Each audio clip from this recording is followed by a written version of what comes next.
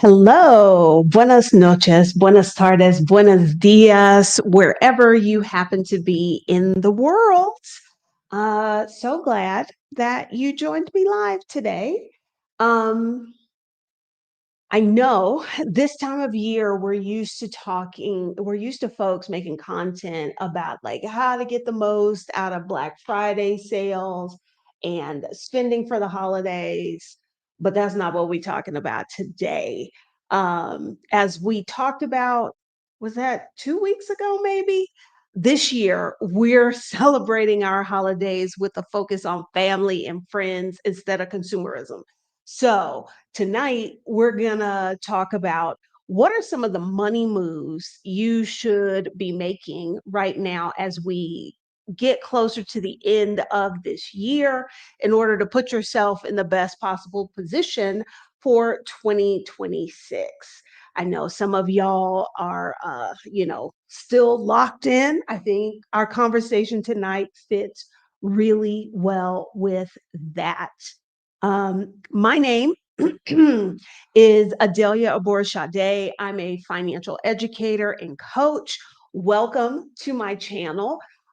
This is where we talk about all that money stuff you never learned growing up, how to travel the world, as well as how to move to another country like I did 9.5 years ago. If this is your first time here and the algorithm brought me to your feed, go ahead and subscribe. That is the only way to make sure that YouTube continues to bring my content to your feed. Once you subscribe, you probably want to turn on notifications so that you know the next time I go live or the next time I post a new video. So, y'all, um, we're gonna get right into it. Um, I thought, what is it? Today is November 11th. So that means we have 1, 2, 3, 4. We got about 6, 7 weeks until the end of the year.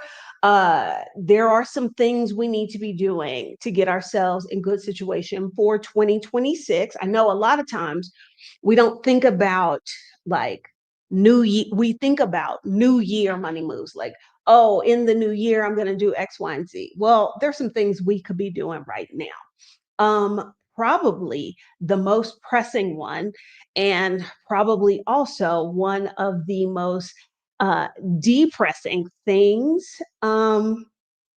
is right now, you are probably in the middle of open season for benefits at your job. If you get health insurance through the Affordable Care Act off the exchange, I know that now is time to sign up. There's a lot of things for benefits and stuff like that, where the process, it opens in November and closes like mid-December. So um, this is a good time that if you have not been, that you go ahead and you enroll in your company's retirement plan.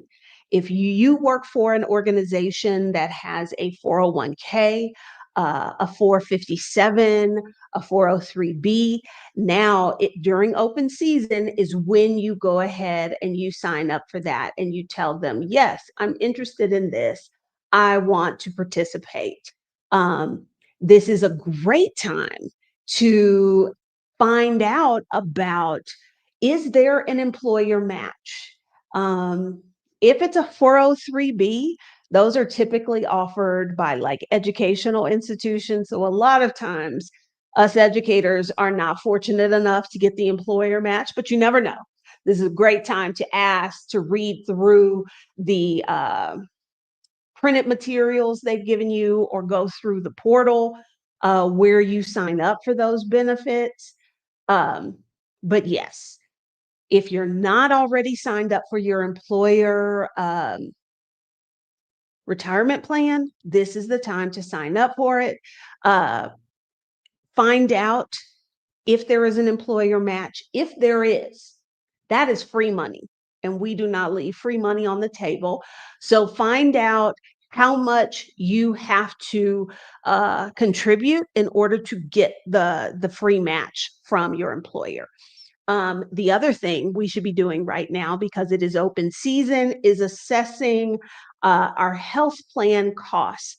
I know for a lot of folks who have ACA plans, because Congress is not doing its fucking job, the subsidies that lowered premiums for you are not in effect. So the prices you're seeing right now are ridiculously expensive.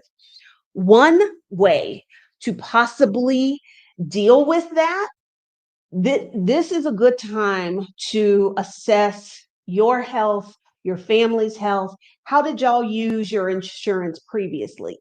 Is this the year that maybe it makes sense to sign up for a high deductible plan?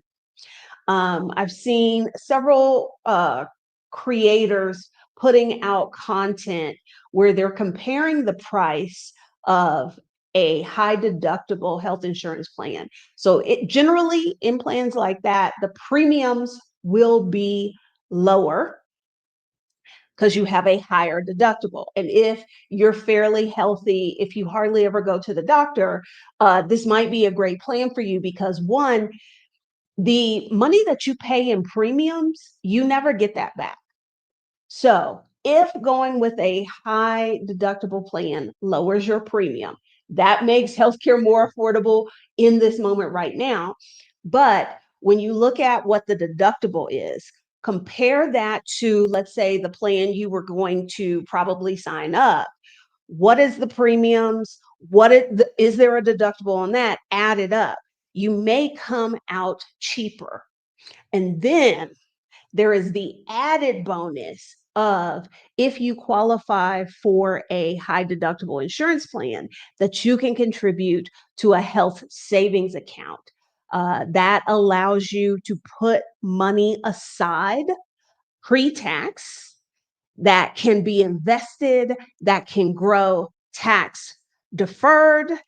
And technically, if you choose to reimburse yourself for covered medical expenses, that money is not taxed there. So I saw there were several questions about HSAs. Um, we're going to talk a little bit about that later. But if you're in the process of getting your health insurance right now, given the situation we find ourselves with premiums skyrocketing, this is where you really want to evaluate which services y'all are using, how much you're actually spending out of pocket, what is the level of health that y'all are experiencing in your household, and determining that whether or not this might be the year that a high deductible plan might be a good move for you. Okay. Um, Speaking of employer benefits, if you previously set aside money for and then I just forgot the word, FSA, y'all help me remember what FSA stands for. Flex spending account. That's what it is. Flex spending account. This also, because you're in open season, when it comes to your flexible spending account, I want you to think about a couple of things. Are there things that you have paid for? Let's say you don't currently have an FSA. Are there things that you've paid for in the last year that you could pay for with FSA money next year? If so, you might want to contribute to set up contributions to the FSA right now while you're in open season. This is not something that you can do at a later point. Why would you want to do an FSA at all? That's because it is pre-tax money. So by them taking out, because I used an FSA to pay for my LASIK surgery. I've used the dependent care FSA. Like if you've got to pay daycare, summer camps, that kind of thing for a kid, I've had that money taken out. Why would you want an FSA? One, the money comes out pre-tax. So that actually lowers the amount of money you will pay in income tax because you'll have a lower taxable income. That's advantage number one. Advantage number two is that you then are basically your dollar will stretch further because you've not had to pay tax on that money. So you actually get to keep the $1,000 instead of being left over with whatever is left after they take out taxes. So your spending power is a little better. So if there are medical expenses that you have spent money on and you did not have an FSA, now's a good time to think about, well, how much do I anticipate spending on those things next year? Now, here's the thing. FSA money does not carry over from one year to the next. So if you are somebody who set aside money in a flexible spending account for 2025, you need to spend that money. Okay. If you are unsure about the kinds of expenses that are covered by an FSA, you can go here to the official website. I dropped the link in the chat. I will put the link in the description as well. It goes to the government website and talks about what you can spend it on. You can spend it on prescriptions, medications, the out-of-pocket costs. You cannot, however, use an okay, I'm gonna stop myself because I might be confusing that with HSA. But I just dropped the link in the chat of that gives you from the federal government that tells you what you can use. Now, I'm glad you mentioned this, Ms. Maya. You can use your FSA account to buy period products, toiletries. And here is another good website. You might want to check out the FSA store. And where's the right screen? Here is the link for the FSA store. Again, I'm going to put this link in the description of the video. All of the products on this website you can use your FSA money for. And on top of that, if you use Rakuten is now paying 2% cash back. So if you find that, oh yeah, I do have some FSA money I haven't spent, go to the FSA store, buy up those products, those toiletries, those period products, all that kind of stuff that you normally need. Plus, if you got a Rakuten account, get 2% cash back. Okay. So for FSAs, if we're not signed up, we need to think about, should we sign up for next year? Are there expenses that I had this year that would have been covered that I will probably have again next year? If so, figure out how much you need to contribute to cover those. Like I said, FSA money does not carry over from one year to the next in the way that HSA money does. Health savings account, that money goes from year to year to year. FSA money is use it or lose it. Okay. Your employer might have a grace period that gives you about 2.5 extra months. Some employers, not very many, but some employers will allow you to carry over a certain amount. It has to be less than, I think, $660. Okay. So if you've had an FSA this year, think about, do I need to do this again next year?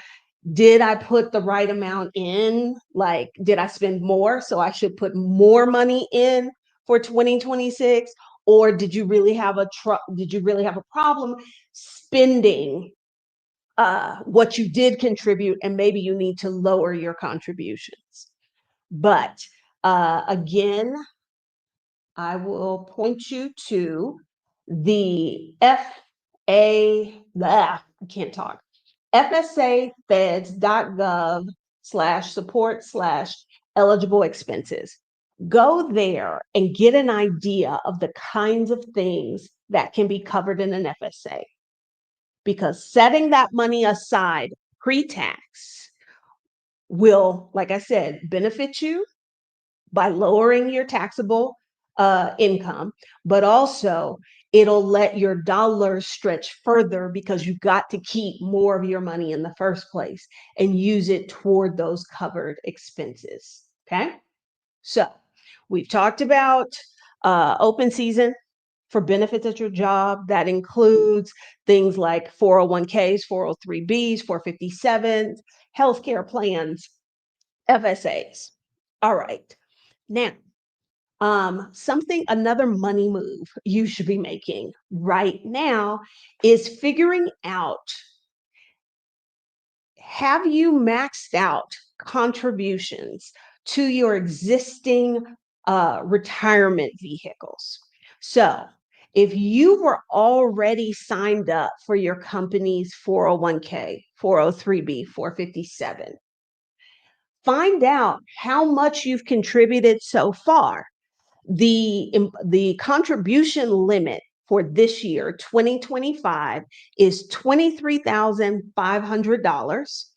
If you are over 50, you can contribute an additional $7,500 as a a catch-up provision.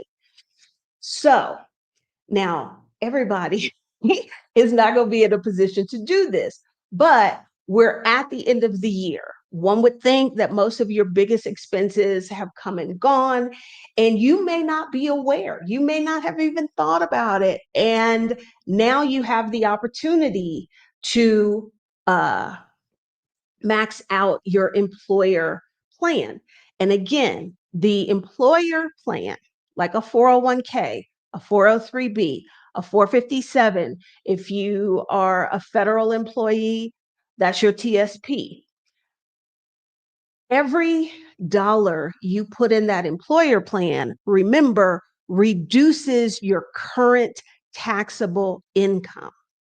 So if you discover that there is still money that you could contribute, like you're on track. I'm talking to my over 50 folks right now. So let's say you did the math, you made sure that you were contributing enough out of each check so that you would hit the 23.5, but you just found out from me that being over 50, you actually can contribute an additional $757,500, and you want to do that, now would be the time to do it because it has to happen in this tax year.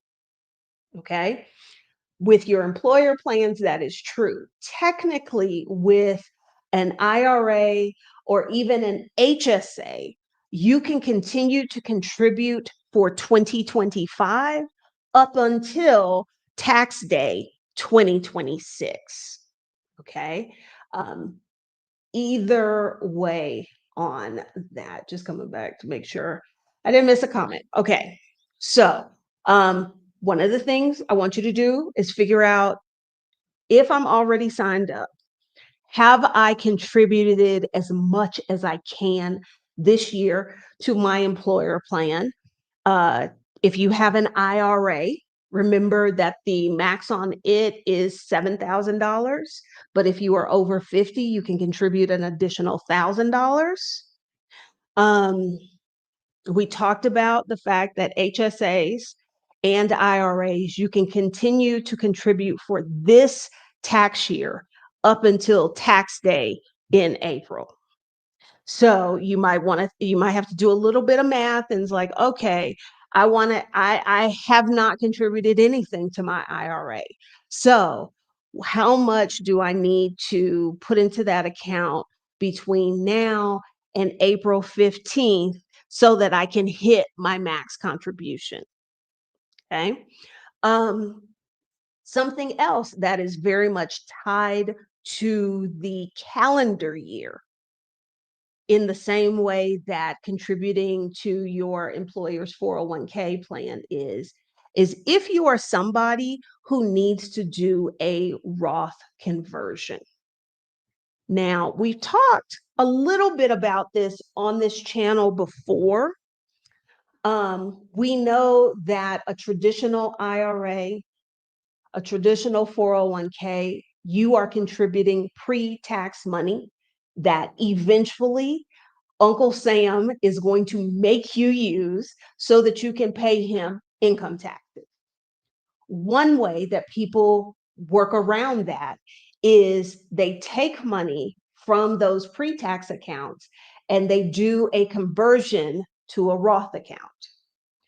Something you have to keep in mind is that that is a taxable event, because remember, a Roth account is supposed to be after-tax money that can grow tax-free indefinitely.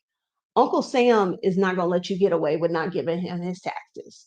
So a lot of people put off doing a Roth conversion until later in the year so they can see whether or not, based on the income they've had all year, are they going to get bumped into a different tax bracket?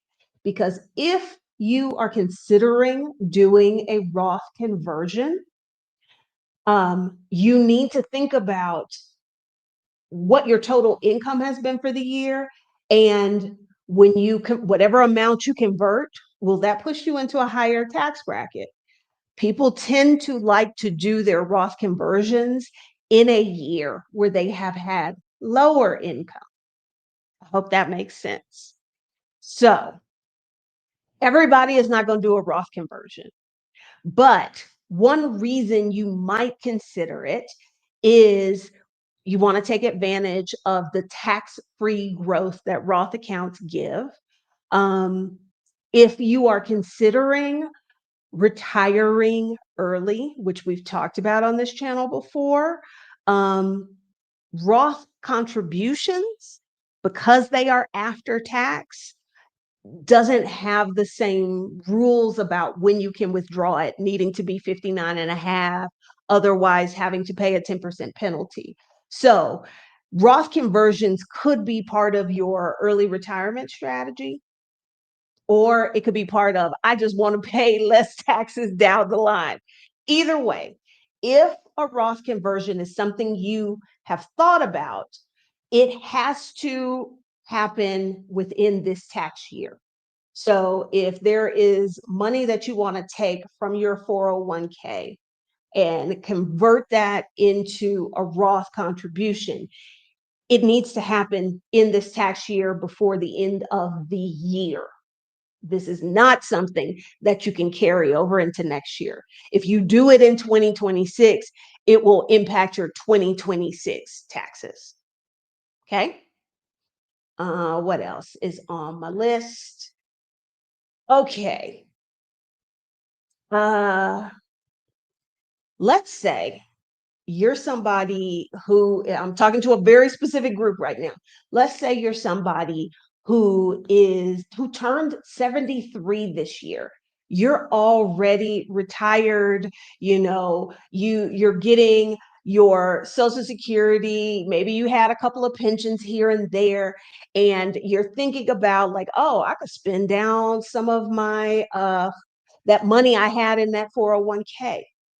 If you turned 73 this year, you have to take RMDs, which are required minimum distribution. Remember what I told you about Uncle Sam is going to get his money? Uncle Sam gets that you've got Social Security, you got a pension, you got a couple of rental properties, and you don't need that money sitting in the 401k. But Uncle Sam wants his tax money.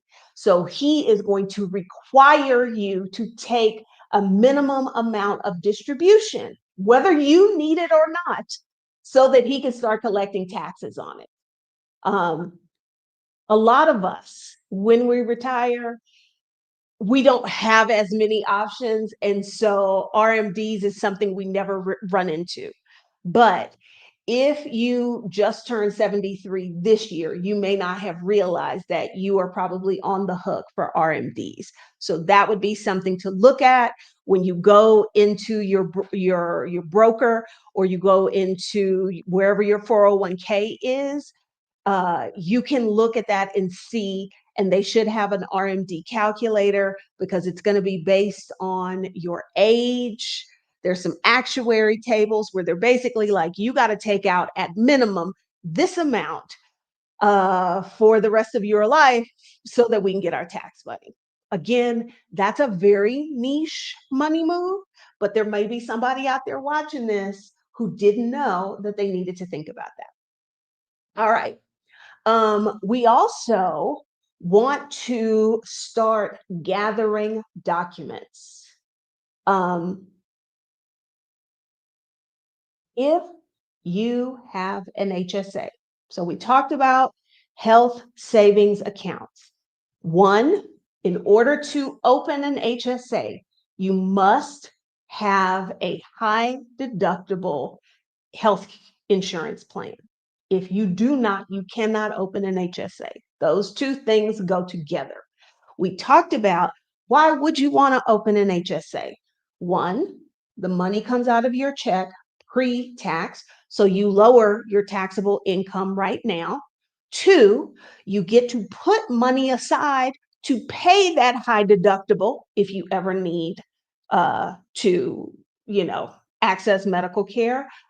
You have money that can be put aside for other health expenses, and that money grows. It can be invested. If you open like an HSA account at Fidelity, Fidelity allows you to invest that money in mutual funds, ETFs, what have you. So you can contribute, I believe it is either $3,300 or $4,300 a year. You could invest that and actually grow it, so you have extra money that can be used to pay those health expenses. Well, the whole time it's growing, it is not being taxed. Eventually, you can pull the money out, and as long as you are using it to reimburse yourself for health expenses, qualified health expenses, when you take that money, it's not taxed. And if you can leave the money in the account until you're 65 years old, it won't be taxed at all. So you can see that if you qualify, an HSA can be, it can be a very good thing. Okay.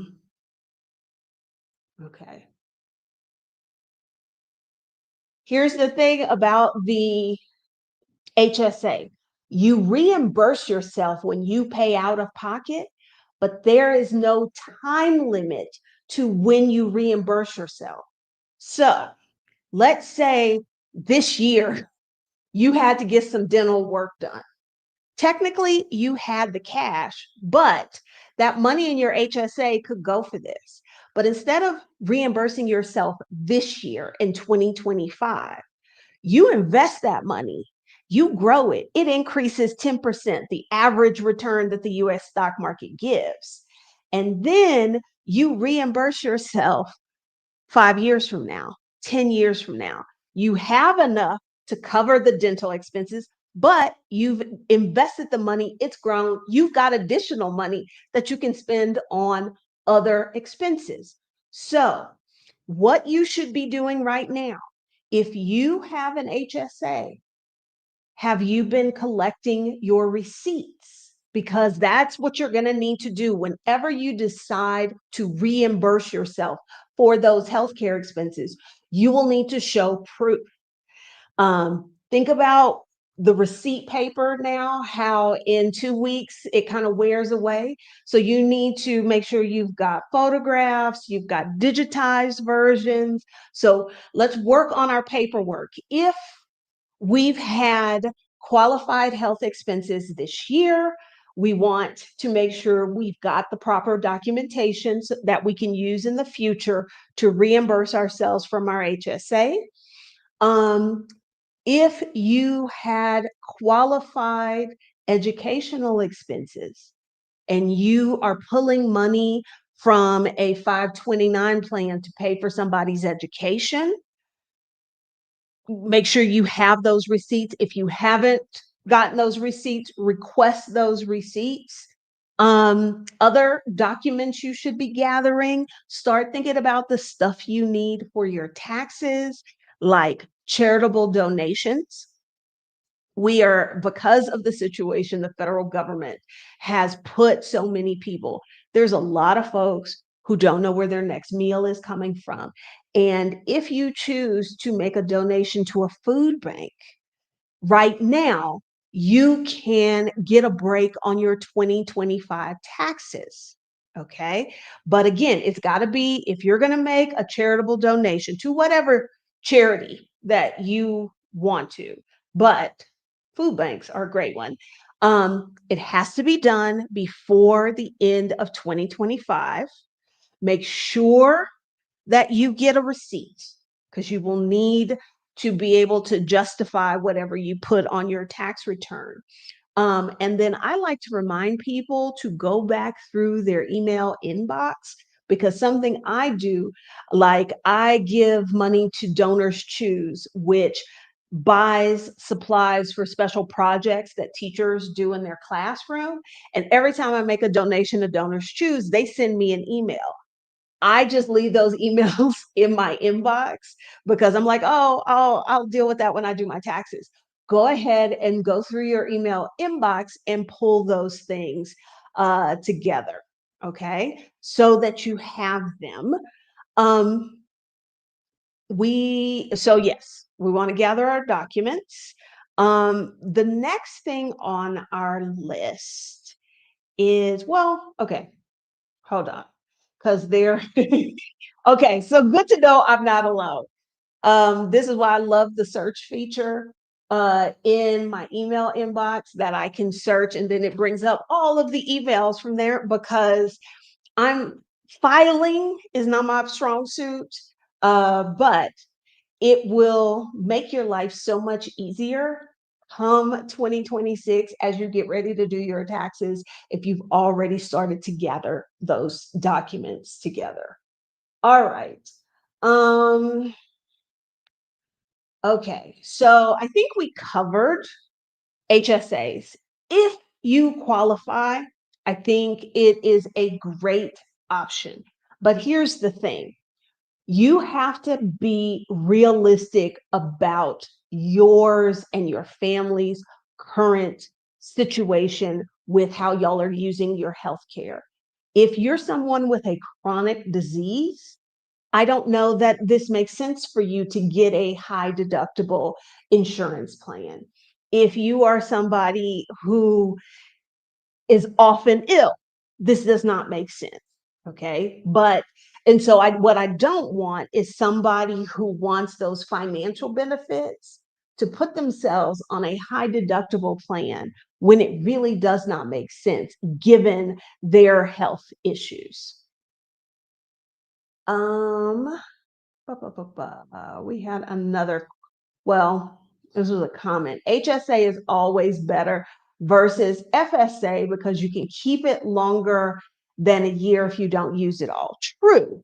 But let's say that you've got healthcare issues that would make a high deductible insurance plan a bad move for you, but you also have a child that goes to daycare, or you have to put them in summer camps and stuff like that, then an FSA makes a whole lot more sense for you.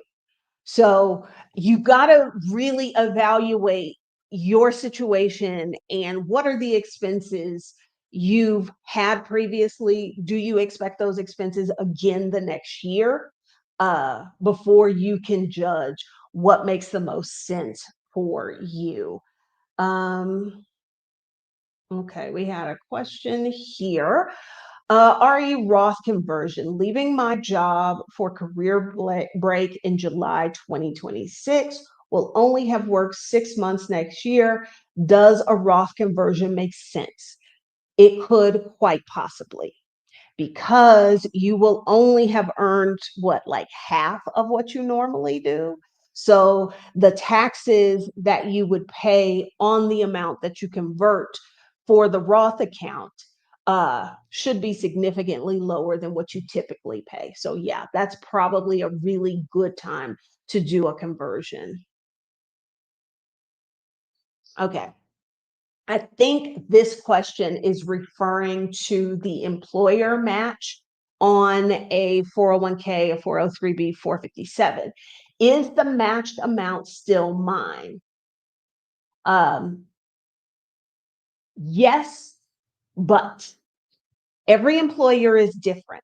Some employers have a vesting time that you need to work there for, so many years, so many quarters or whatever before you get vested and the match is yours. Some companies don't have any requirement like that at all. So, because we are in open season, that is an excellent question to ask the benefits coordinator in HR, okay? Because it does depend on what your company's specific policy is.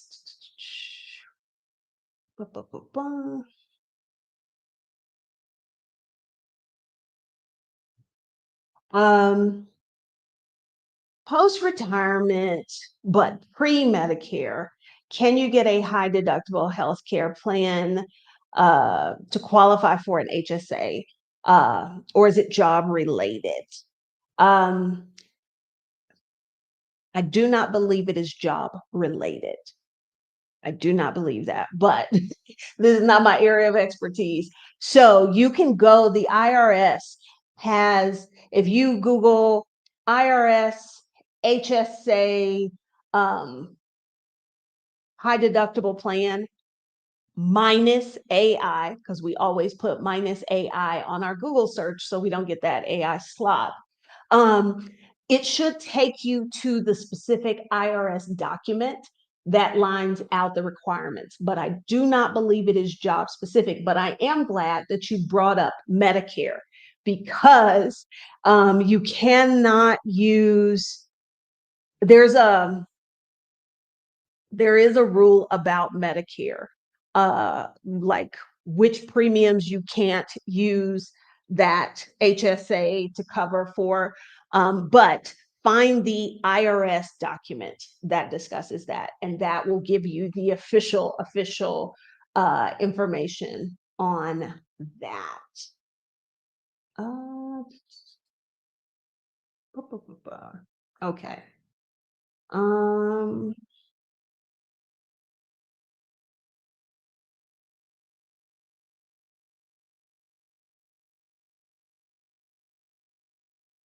okay.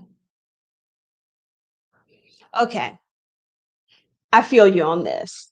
I wish I had put most of my 401k money in the Roth IRA because, again, a Roth will, that money is after tax. Didn't know about it at the time. True. But here's the other thing. Roth 401ks are very, very new.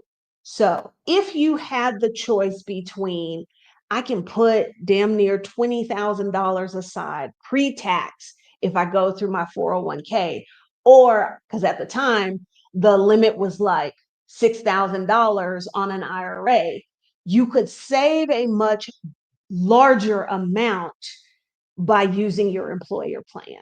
So if you were able to save more, and yes, you'll have to pay some income tax on it, regular income, versus not being able to put aside as much money if you were only restricted to an IRA.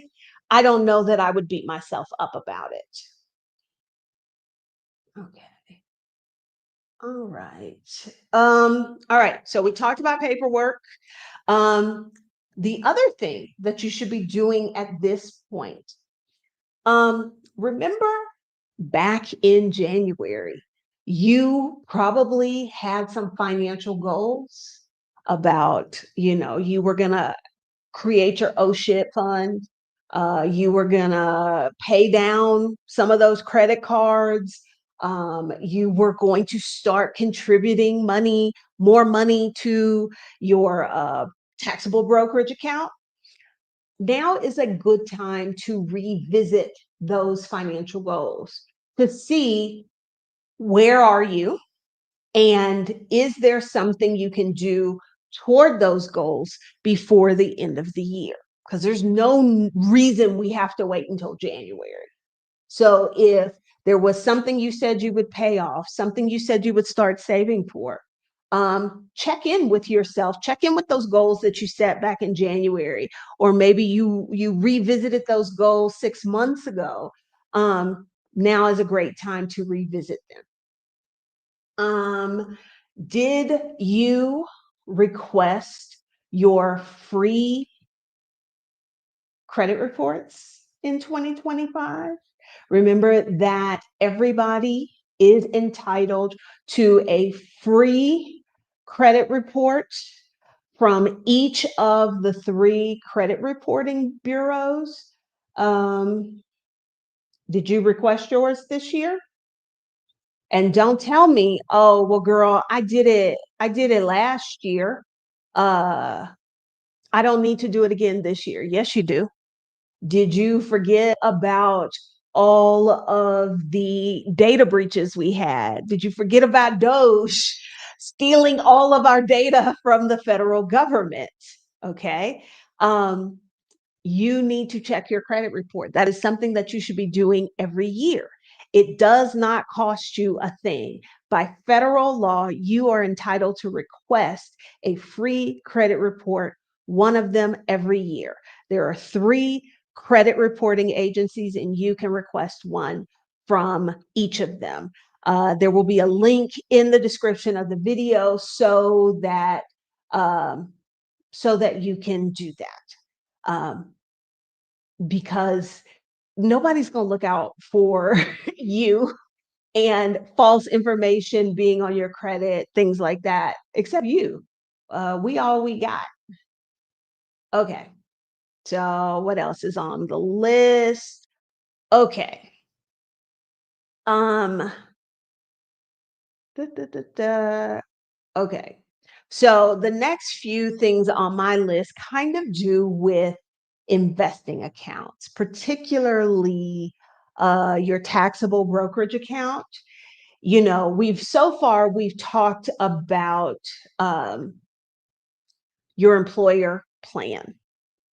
We've talked about a IRA, an individual retirement account. That is an account that has the benefits. It's intended to be a retirement account, and there are some tax advantages that come with it. But there are also some strings attached about when you can pull that money out. The investing account that has no strings attached, and you can use that money to get a BBL, to get a facelift, or you could use it to buy a yacht. You can use the money to do whatever you want. That is a taxable brokerage account. Now is a good time to go into your taxable brokerage account, and there's a couple of things I want you to do. One of them is I want you to look at how your portfolio has performed. Okay. If you have a particular stock or a particular fund that was a big loser this year, you might want to think about tax loss harvesting. Basically, in essence, what that is if you've got a stinker, a poor performing asset in your taxable brokerage account, this does not count for your retirement accounts, your tax advantaged accounts. It doesn't count for those. If you have something that lost a lot of money, you remember losses in the stock market aren't real until you sell. If you have something that lost some money, you could choose to keep it, wait for it to go back up, or you could choose to sell it at a loss to offset the taxes you pay on one of your winners. Okay. So I want you to go into your taxable brokerage account. You might be sitting on some gains, like maybe you got in on Nvidia and you made a shit ton of money this year. Okay.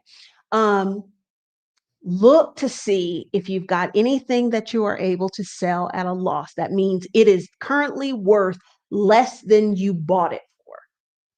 Those capital losses can be used to offset what you would pay in capital gains tax on your winners. So, for example, let's say you owe the IRS. Now, we just using these numbers, okay, to keep things simple.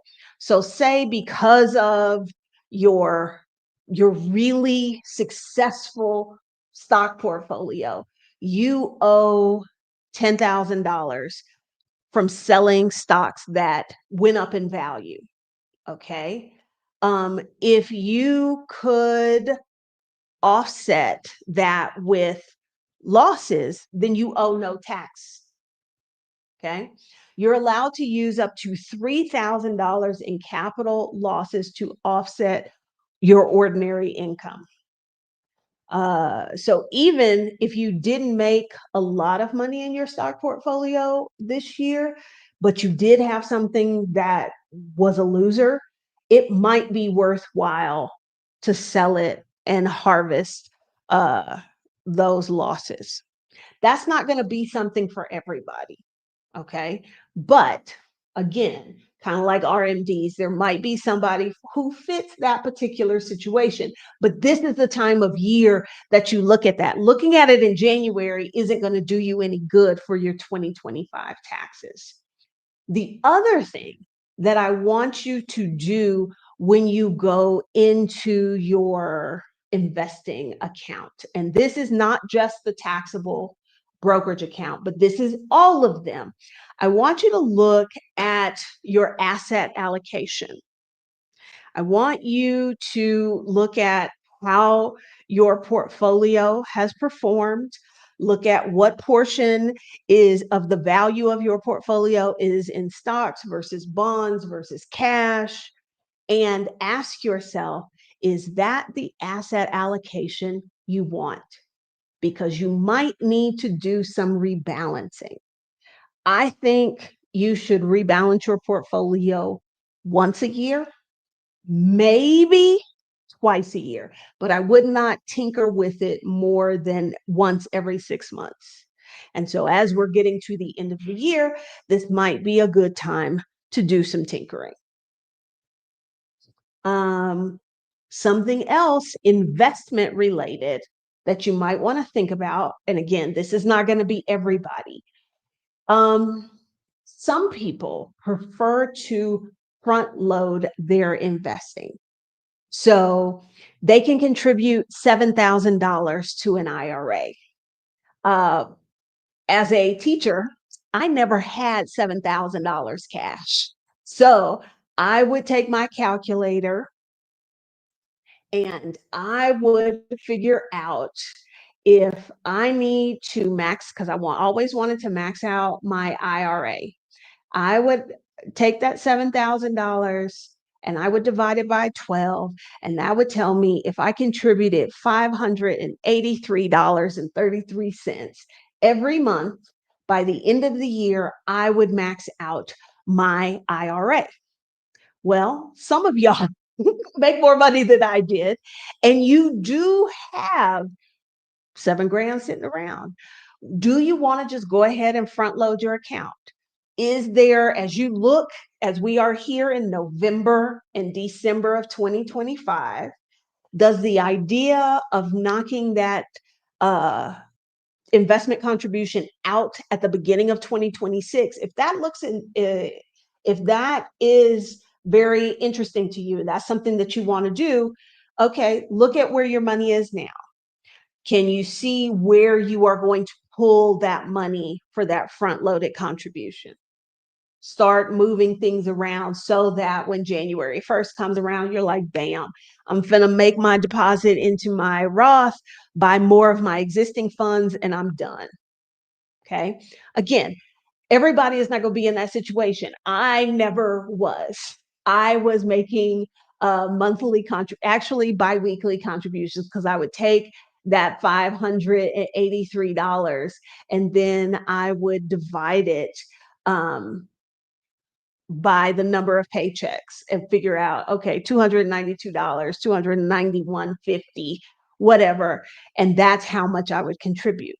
But some of you are in a position, and it would probably make you feel better if you could just knock that out the box at the very beginning of the year. And then the last thing that I have on my list, because we've talked about, open enrollment for benefits. We've talked about, spending down your FSA. We've talked about maxing out your contributions to your various retirement accounts. We've talked about Roth conversions, required minimum distributions, making sure you are gathering your paperwork and your documentation that you'll need to justify things on your taxes, justify reimbursements of covered expenses. We've talked about, did you get your credit reports? Going into your investments, maybe tax loss harvesting, maybe doing some tweaks to your asset allocation. The last thing I would want you to consider as you are financially preparing for the end of the year is look back at your previous year's spending. You should be tracking your spending some way, somehow. I never talk to y'all about budgeting because I don't think that's necessary. But I do think it is important to keep track of where your money has gone, because that tells you that tells you the truth about how you're spending, because you have an idea up here in your head, but sometimes that idea doesn't really match reality. So what I want you to do is to look back at the last 10, 11 months of spending and ask yourself, as I go into 2026, are there expenses here that I'm gonna see again that maybe I need to set up a new sinking fund for, or a bucket? I've talked about one of the things I like about the Ally uh, account is that it allows you to create buckets, so that you have a separate fund for this, a separate fund for that. Well, those are basically sinking funds. So like, come October, you're going to have to pay your car insurance. Instead of waiting to October and figuring out, where am I going to get the money to pay the car insurance, figure out, how much do I need to save per month? Have that bucket set up on your account and be feeding that bucket all year long. So look at what you spent for 2025. And is there a sizable expense that you're going to need to cover again in 2026? Do you have a bucket for it, or a sinking fund? If you don't, now is the time to start and to figure out if what I just explained is completely new to you. Now is a great time to look at your spending, where your money has gone all year, and figure out, oh, I know I got to pay health insurance. I got to pay flag football fees. I know that, we've got to make the contribution for the Christmas program. So how much do I need to set aside every time I get paid, so that when that thing comes due, the money is already there? And maybe you go ahead and you start figuring out, okay, these are the buckets I need. And then as you make your money, you start to fill those buckets. Okay. So those are all the things I have on my list that I think you should be examining, things you should be doing, so that as we come to the end of 2025, you are in the best position possible for 2026. I see a couple of questions here. Oh, do I understand this question?